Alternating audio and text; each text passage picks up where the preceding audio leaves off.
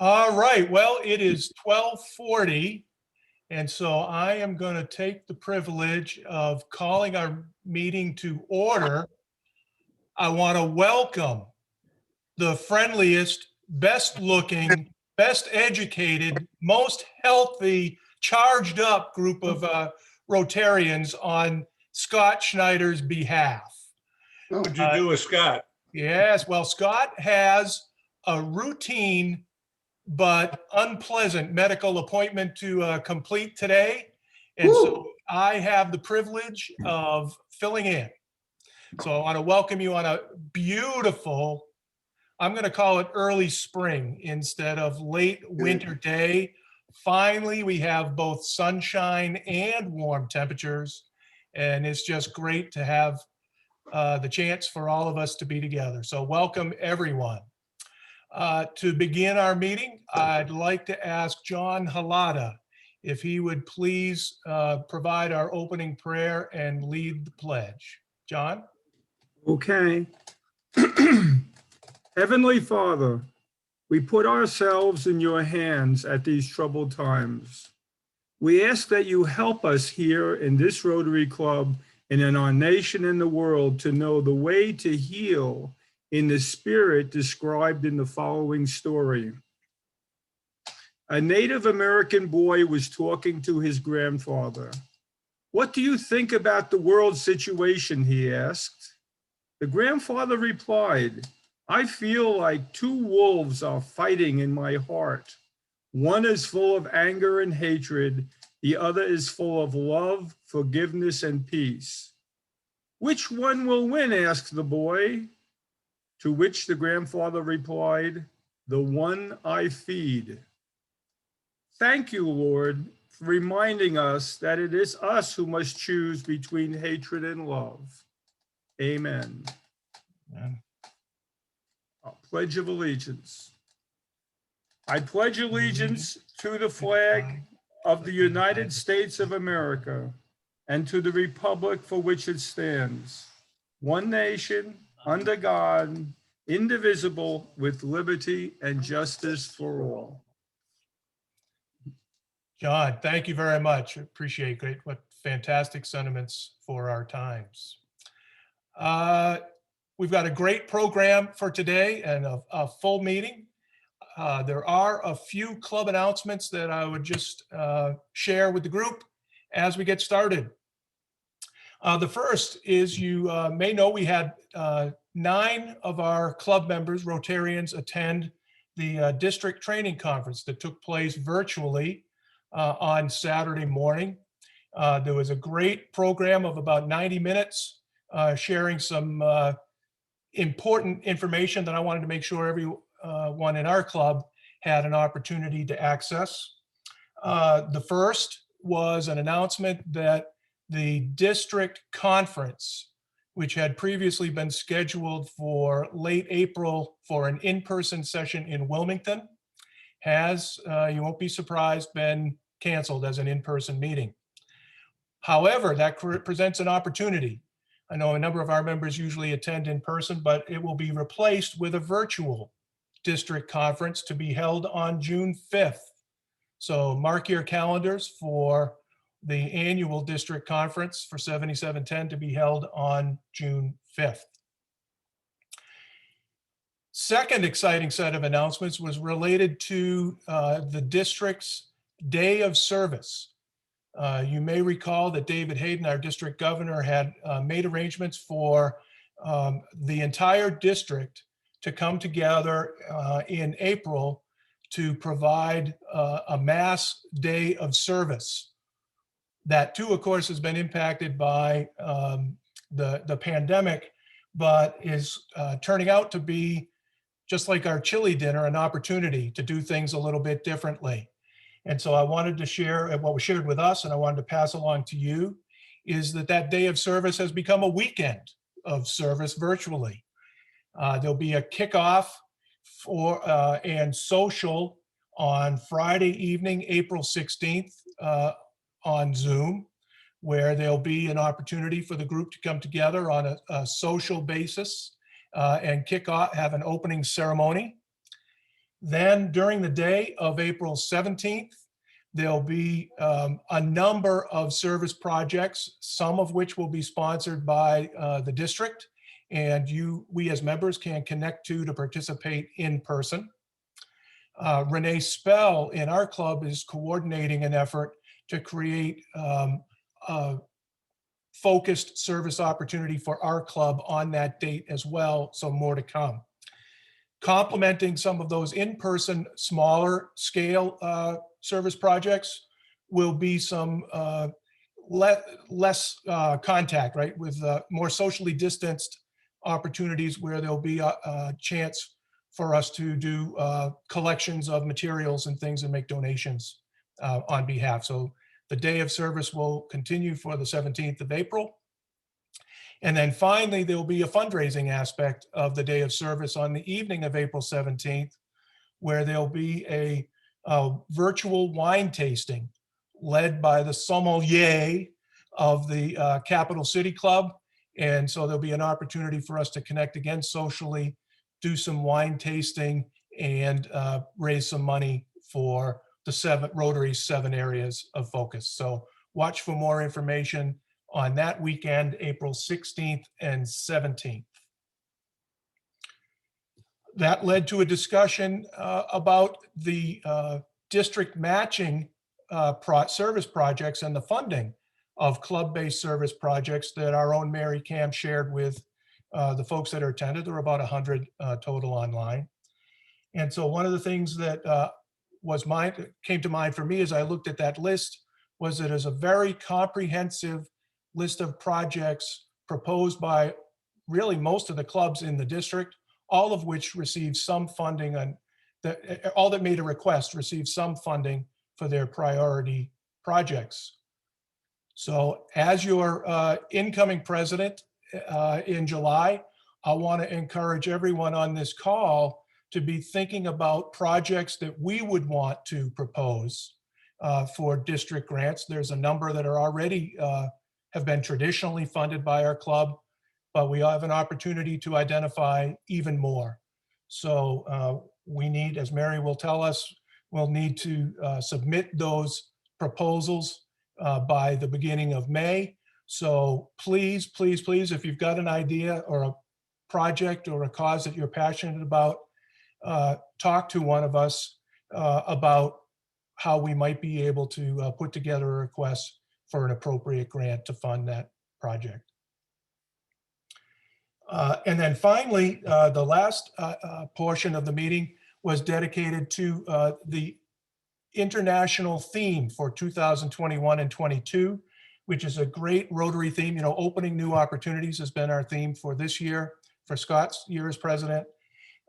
Service to change lives is the theme for 21 and 22, which I think is a fantastic opportunity to reflect what it is that we do as a club and as an organization. And we've brought that theme locally to the district with a concentration around membership and engagement, where our slogan for the year is going to be each one, bring one, retain all. And so I thought that was a great, incoming district governor, Angela Jameson mentioned that theme. And I just want to encourage all of us to remember that we continue to have an opportunity to attract new members, each one of us, bring one, and retain all. And so engage with Harold Bennett going forward as our incoming membership chair.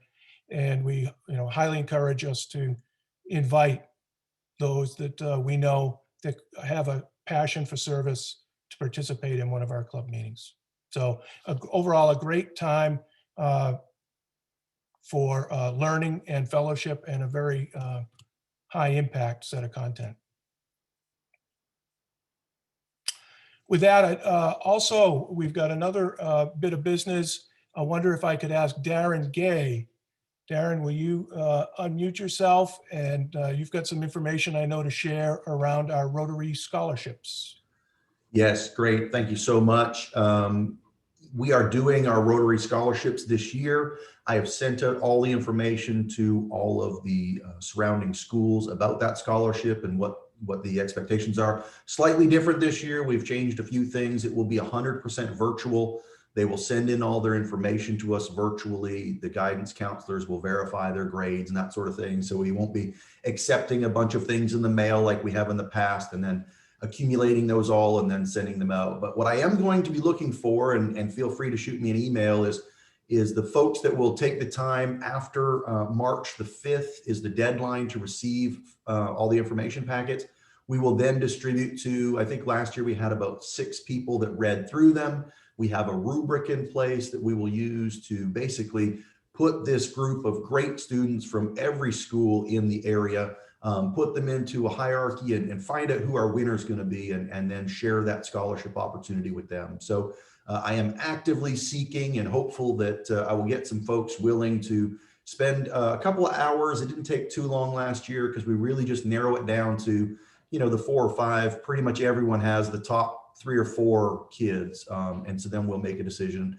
We will have an interview session. And so I'll be looking for help in the coming days for both the interview portion and the reading over the applications to narrow it down to our top 5. So more information coming, but thank you for giving me a chance to get people's thoughts and start thinking about the ability to help with that. Terrific. Thank you, Darren. Absolutely. Last bit of business I wanted to share. Last week we introduced a club survey.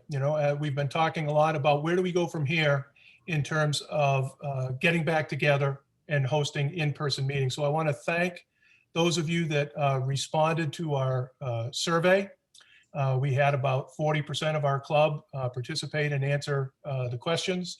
And so what I wanted to do is just very briefly share with you what the results of that survey were, and let you know what we're going to be doing with them. So we had a very brief survey of questions. The first was around vaccinations. We had a lively conversation about that earlier. Not quite 50% of our club has been vaccinated at least once or twice, and I imagine this number continues to move. Those that remain, or I guess it's about 53%, 55% total have either received one or both of the vaccinations so far. So it's good that we're action oriented on that. In that vein, we were most interested in sort of gaining the sentiment of the club about when should we resume in-person meetings at McGregor Country Club. And we had kind of a split in our, not surprisingly, in the response. There were a fairly substantial, a little more than 1/3 of responders said that we should just resume our meetings in person and let members decide on their own. At the other end of the spectrum, a little more than half said we should wait until we get an all clear from health officials before we resume in-person meetings. And then there was a group that were in between that would suggest resuming meetings, but with some condition. So we have a split in our sentiment between getting back together immediately and being a little bit more cautious. In your opinion, how should we transition back to in-person meetings? Again, we had a strong sentiment towards retaining some form of virtual attendance for the foreseeable future. In fact, some of the comments we'll see below, I think the sentiment for maintaining the virtual connection leads me to believe that there's a sentiment that virtual meetings are here to stay, with an opportunity for people to connect that way, even after the pandemic. So we've sort of changed the way we do things. It's been disruptive in that sense. But again, we've got a pretty consistent idea of continuing to host some kind of virtual access point. The last sort of survey question was related to our speakers, and there was a clear sentiment that we should allow speakers to make their own choice about whether they would connect virtually or in person. There were two other questions that were that asked for comments. And so in the interest of time, I won't share all of those comments, but the two basic themes that came out of those comments, one was about making your own decision criteria, and the other is about giving input to the board in the decision making. You know, as I say, one strong sentiment was we should continue to be vigilant in social distancing no matter what we do. And the second was we should continue to provide a virtual access point until we move forward, and that we should just continue to be prudent and cautious, but focused on trying to get together as soon as possible, because the fellowship and collaboration and being together is such an important part of being a member. So again, thank you for all those that responded to the survey. What will happen next is the board will meet next week in its regularly scheduled meeting. And President Scott has indicated that an important agenda item will be to sort of discuss our next steps around our meeting structure in the context of the feedback that you gave. So more to come there. Thank you again for all of your input. With that, I guess I will ask, do we have miracle moments that anyone would like to share? Yes, I have a miracle moment. Those of you that have read the Rotarian magazine know that today is the 160th Oh, good for you. birthday of Rotary. Good for you. He But- beat you to it, Bill. But it's also a special day for me because on the same day, 166 years ago, the Farmers High School of Pennsylvania was established, which later became Penn State. So it's a miracle. They both occurred on the same day. Yeah. Congratulations, Jim. I'm glad you didn't say that you were at that first meeting in 166. I could have been, but I was a little young. Gotcha. Any others? Great. Well, thank you, Jim. Bob, And those that- Bob, it's not a miracle moment, but did you tell Scott that going to the barber isn't a medical appointment? I learned to keep my mouth shut when speaking about Scott's beard. I'll tell you, because it would take me about 10 years to grow one like it. Bob, sorry, I do have a miracle moment actually I'd like to mention. And Yes, Rob. many of you will recall when my daughter was born, which seems like yesterday. Well, on the 25th, 2 days from now, she turns 12. She's in 6th grade. Wow. So happy birthday to Vivian. Happy birthday and congratulations. Thank you. Great. Well, with that, let's turn to our program. I'll ask our own Mary DePucam to please introduce our special guest. Thank you. It is my pleasure today to introduce my friend and wonderful Rotarian and so many other accolades I can give to him, Dr. Mark Vasconcellos. Mark is the current president of the Rotary Club of Wake Forest. He is also the chair of District 7710's Diversity and Inclusion Committee and the chair of the Rotary Club of All Nations. And if you do not know about that Rotary Club, Mark will probably mention it in his remarks, but it is a wonderful club that is being built.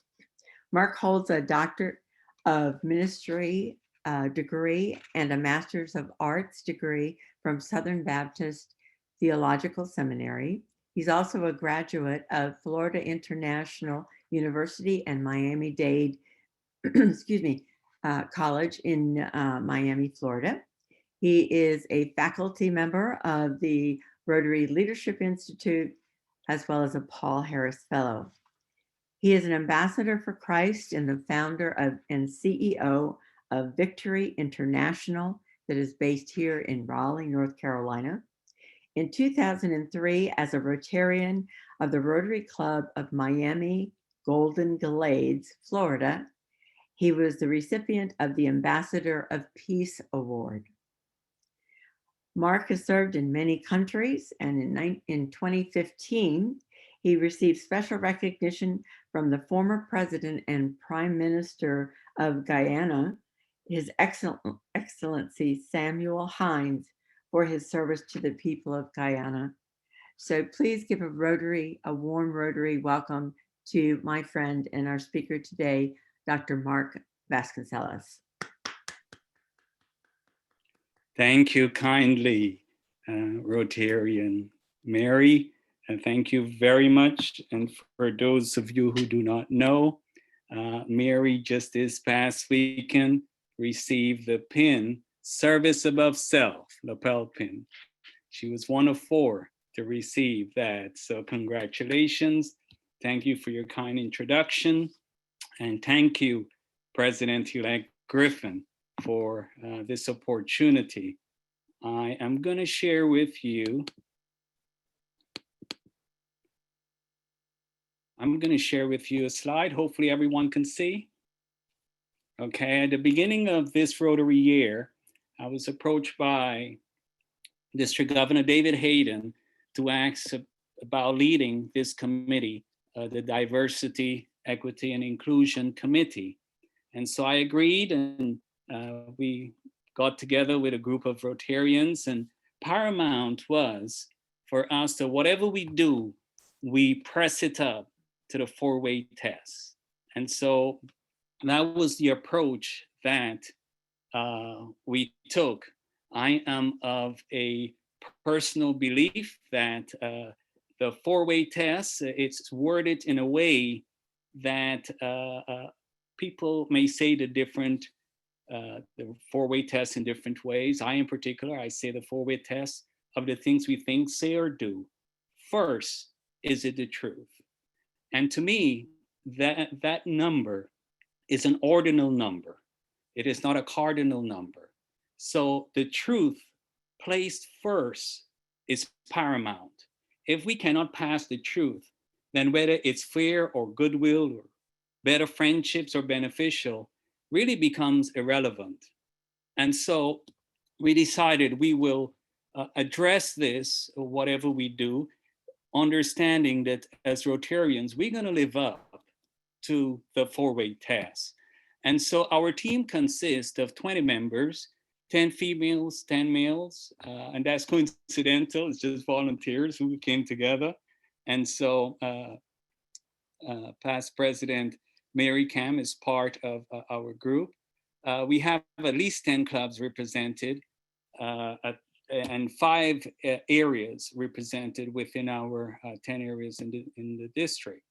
We established goals, and the first goal was to be the most dynamic and effective committee in this district.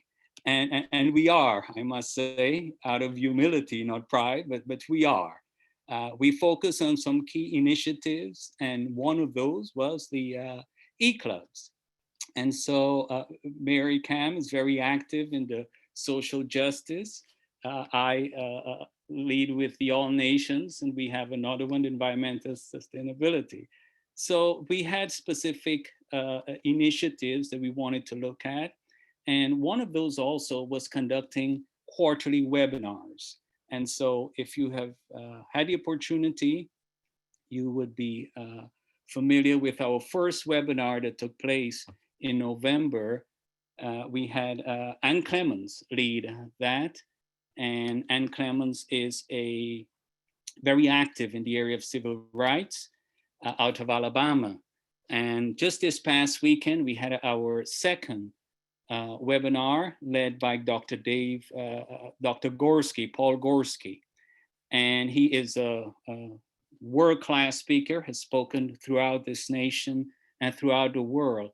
And so, and by the way, both of them were inducted into the Rotary Club of All Nations.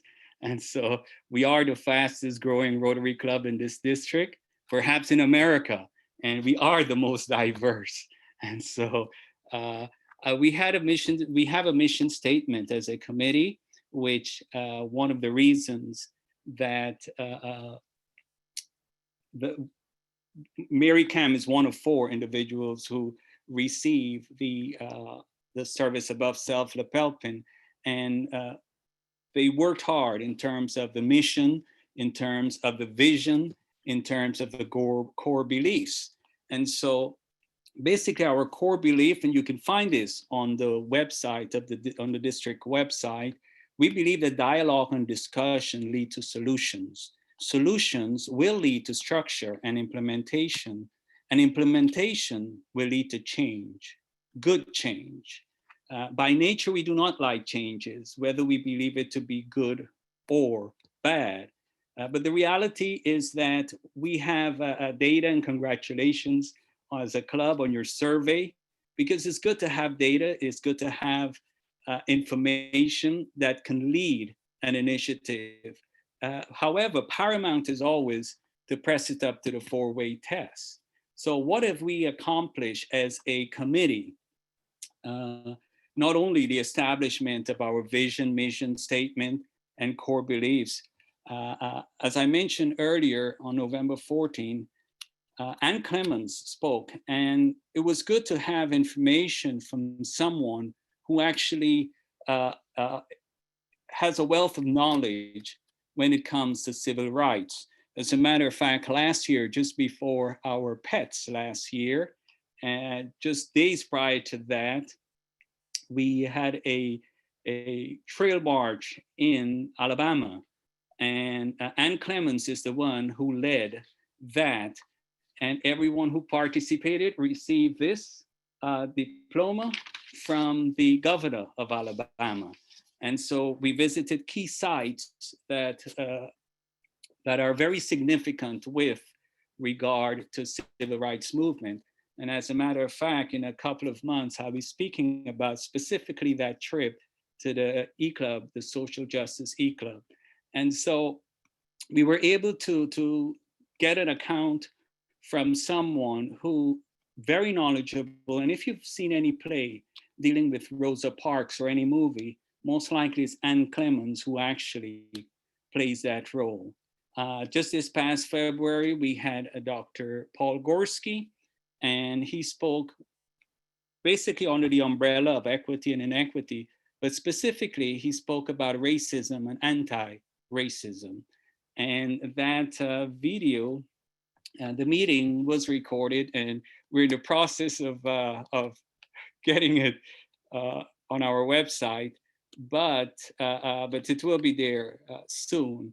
The district governor nor myself, we cannot find a video, but we know we recorded it. So we have to figure out with Zoom what happened to the video. But he can't find it and I can't find it, but we know we recorded it. So once we retrieve the video, we'll be able to show it. It was very interesting meeting. And as a district, and this is, as you know, diversity, equity, and inclusion is very important to Rotary International. And it's also important to District 7710. District Governor Hayden has made it very clear to all presidents in this district the importance of even having just a basic program so Rotarians can know what we are doing in this district. And what our committee has been able to accomplish, very few committees dealing with diversity and inclusion have been able to accomplish. And so as a Rotarian of District 7710, it's good for you to know that you have a very good committee, a very active committee, and we are making a difference to those who want to listen, to those who have ears and want to listen. And so in November, we had a survey that we did. And once again, survey reflects a lot, not only what people say, but also what they do not say. And so, but it is something you have, it's data you have that you can have a clear understanding of what people think, what their position is. But once again, is it the truth? And that becomes important. And I'm a strong believer that the truth matters, and there's only one truth, and it's an absolute truth. It's not a hypothetical truth. It's not a subjective truth. It is the truth. And so on average, as a committee, we meet every month. And as a matter of fact, we are meeting this Saturday to discuss the results and recommendations that will be submitted to the district governor. we as Rotarians, we know we are people of action. We've earned that reputation around the world. Any part of the world you go and they say you want something done, ask a Rotarian. And there's a reason for that. We understand service above self. We understand what that means. And so as Rotarians, we can make it happen. And our committee, our next committee meeting will be in March of this year. However, we do have a subcommittee coming up, meeting this Saturday. Tom Peters is the one who said, organization exists to serve, period. Leaders live to serve, period. So my call to action to you as a club is invite someone to your club. Invite someone, can be someone of the opposite sex, someone younger, obviously an adult, someone of a different nationality. But I encourage you to invite someone to your club, and it cannot get easier than it is now. After almost 1 year dealing with virtual meetings, there is no excuse now as Rotarians for us not to be able to invite someone. And so that concludes my presentation. I thank you, President-elect Griffin, Director Mary, and thank each one of you of the Cary Club. Thank you very much. And I'm not sure if we have any guests, but if we have a guest, thank you. And at this time, I'm open for questions.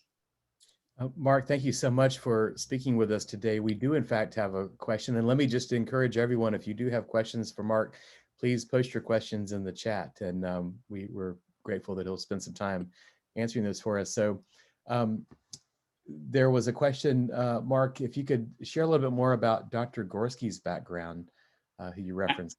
Actually, I can have a meeting on Dr. Gorski's background, the entire program.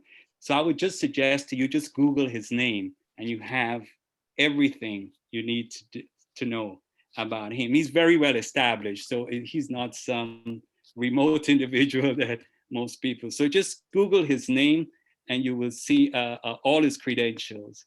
He's a world-class speaker when it comes to equity and inequity, and a professional consultant also. Great, thank you, Mark. We had another question from our club member, Howard Manning. He asked if you could give a little more detail on the All Nations Club. I presume where you can learn about meetings, when you typically meet, et cetera, just the more detailed logistics. Yes, the All Nations Club, we had our inaugural meeting September of last year, and we meet the first and third Saturday at 9 o'clock, our time, Eastern Standard Time, and we meet for only 30 minutes. And so we have been able, in just a matter of months, we have obviously new members. And just this past weekend, we inducted 8 individuals. We have hit the mark of, 20 new members, and we have almost 40 total members. And all are technically active members, but some are affiliate members. So they may belong to another Rotary club where they have their primary membership. And now as an affiliate member, they are a member of the All Nations Club. And so we have attracted everyone in the spectrum you can think about. We just inducted last weekend a business owner in Raleigh, a diplomat, an active diplomat. We have, as a matter of fact, 2 active diplomats, multiple people with postgraduate degrees, postmaster, people from all different backgrounds in terms of race and nationality. So it's we meet online. All of our meetings are online. I know, and I've heard, having spoken to many Rotary clubs just last night, I was speaking at an international club in Guyana, South America. And this particular club and many other clubs, the fastest growing clubs that right now, such as All Nations, we have never had an in-person meeting. Now, that does not take away the fact that it is a good thing to meet in person. Our model will be, yes, we will meet, but primarily to serve, primarily to serve and to impact. So meeting, having that fellowship is very important. Even as human beings, we need to have fellowship and physical contact. But make no mistake, it is not necessary to grow your club. A lot of the clubs that are declining significantly, I guess a lot of them argue, well, it's because we're not meeting in person. But I don't think there's data to support that. I don't think that there's data to suggest that because we're not meeting in person, we're declining. We're declining because we just don't have members and we're not attracting members. And so very few Rotary clubs, and when we make our report for the district governor, we're going to document the facts, data that occurs in our district. And so it's important to know as Rotarians, if we emphasize on service, whether we meet in person or not, that is paramount. And we can break barriers by focusing on service. And so when that becomes the primary, our motto, service above self, then we can make a difference and not allow other factors to creep in to our clubs and create a division, but rather united around service above self. Mark, thank you. I appreciate the points that you're making. And again, I just want to mention, I guess if someone, you referred to the affiliate membership, which I'm a member of the E-Club for Social Justice, and realize that you can be a member of the Cary Rotary Club, and then you can have an affiliate membership with the All Nations Club, for example, and that is at a reduced cost, basically. So not the same dues, it's at lower dues. And so if someone were interested in joining the All Nations Club, would they find you on Facebook? I apologize if I missed that earlier. Yes, Rod, you can find me on Facebook. You can find me in DACDB, and Okay. my name is Mark. Obviously, you can't see my height, but it's very easy to remember me in terms of there are 4 canonical gospels: Matthew, Mark, Luke, and John. Mark is the shortest, so you'll be able to remember my name. And I live in North Carolina, so my email is marknorthcarolina@yahoo or Gmail, either way, in case you type it by mistake. But it's Mark, North Carolina, and through DACDB, you can get my information. And you can contact Mary Cam. Mary knows very well how to get hold of me. And it's very easy to get hold. But the All Nations, we are on Facebook. And I know a lot of people don't go to Facebook. So, but it's first Saturday and the third Saturday, 30 minutes. I think we meet on Saturday. It's a social justice meet. When we don't meet that weekend, on Saturday, you can catch the social justice the next week on Friday. So we meet at 9 in the morning, they meet at noon. So, but yes, thank you, Rod, for bringing to the attention to the fact it's a new model of membership, and it just allows Rotarians not to think that, they can't support another club because their membership is at one club. And so the dues are reduced significantly as an affiliate member. And that's one of the good things. One of the contributing factors to our growth is that you can be any part of the world and you can actually become a member. So and it's amazing how service projects will develop as a consequence of that. Great. Thank you very much, Mark. We had a couple of other questions. Bob Griffin asked, what does your committee see as the greatest opportunity for clubs in our district related to diversity and inclusion? I'm sorry, can you repeat that question? I will, and I'm reading from the chat too. He says, what does your committee see as the greatest opportunity for clubs in our district that's related to diversity and inclusion? I guess that's a very good question, and thank you. The greatest opportunity we have is to know, based on data, that our clubs do not reflect our community. And we could find exceptions and rationalize, whatever we think. But the reality is we have the opportunity to bring people like-minded who focus on service to connect with them. And virtual way it just makes it very, very easy. one of the things we need to be is intentional with our membership. You know, if you don't invite someone, you're not going to grow. And you are a Rotarian like myself because someone you respected invited you to a club. But the key thing is that when we focus on service, there are quite a few people, as in all of us, we have no problem serving. And so people want to serve, people want to make a difference.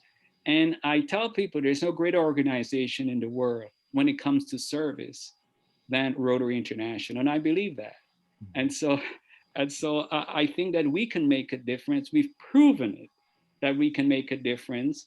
And so we can make a difference today. And so we've proven it in the past through polio, and we're still proving it today.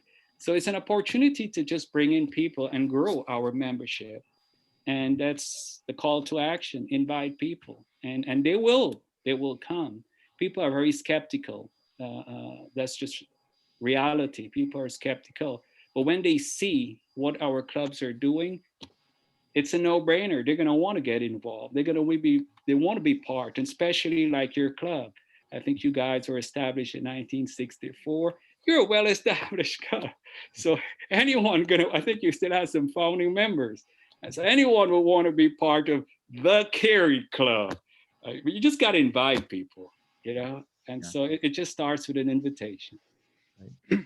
Mark, we had another question from Jim Lovejoy, and Jim, please feel free to unmute your microphone and expand on this. But Jim asked, Mark, can you comment on the current environment where there are numerous instances of two versions of the truth, which is very troubling to Jim, as he stated it? Well, the truth is the truth. It's absolute truth. It's a fact. And so an alteration of the truth is not the truth. And so, but that can be subjective, let's face reality. But when it comes to service, what is the truth?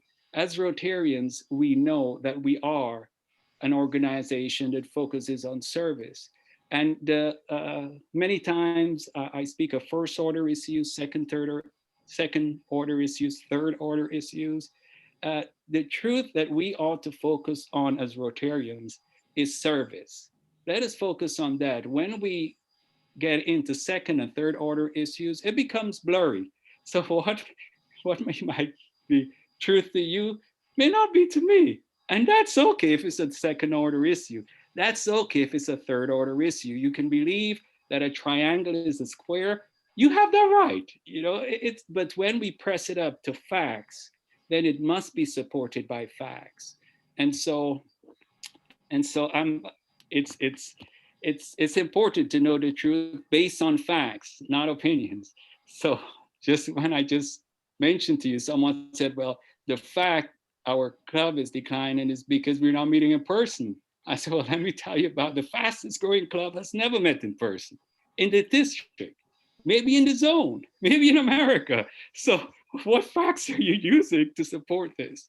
So we just have to make sure that we just had, as we're a brand new club, All Nations, just for Christmas, we were able to go and reach out and give 250 subways to people in need. As a matter of fact, the owner of that subway, who we supported when his shop was looted, he just became a Rotarian because he saw, you know what, District Governor and I, we were there when we did the presentation, and it was also two other organizations, and it was on the news locally here in Raleigh.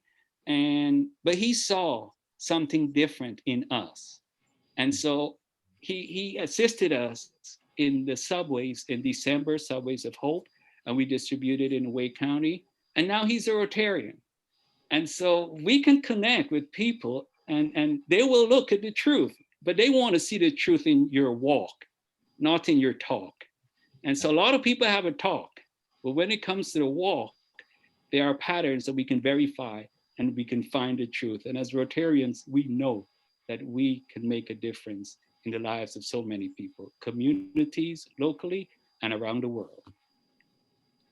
Thank you so much, Mark. I appreciate that. If anyone has any further questions, feel free to post those in the chat. Mary, I think you wanted to add some comments. Well, Mark, as I mentioned in the introduction, I have had a great opportunity to serve on the Diversity and Inclusion Committee with Mark and some other things in the district with Mark. And he is a fine man, and we are so fortunate and very forward thinking. And we're very fortunate to have him as a member in our district and what he brings to our district with his forward thinking. And an example of that is the Club of All Nations. So I invite you, as Mark has already done, to check out the Diversity and Inclusion Committee, our programs, our speakers. We have some really, really good ones, and we would look forward to seeing you there. And Mark, again, my thanks, my friend, for everything that you do for the district and for making us as a community better with the issues that we're facing globally and locally. Thank you again. Mary, thank you to each one of you. Thank you very much. And I look forward one day to meeting some of you in person. And very kind words, Mary, thank you very much. I'm just blessed to be among some great Rotarians and to have met great Rotarians here in North Carolina and around the world. So thank you very much. And Mark, thank you. We do want to invite Paul Salzman to express our thanks on behalf of the club in addition to Mary. So turn it over to Paul. Dr. Mark, thank you very much. One of the things that my wife Audrey and I like to do is travel the world. And the reason we like to travel the world is because we see diversity. And it helps us to better understand why people do what they do around the world, and that we're all human beings and we should all come together. So thank you for bringing us this information today.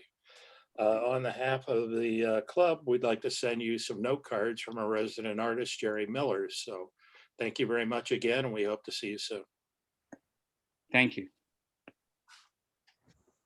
All right. Well, let me add my thanks, Mark, for your inspiring message, and thank you, Paul.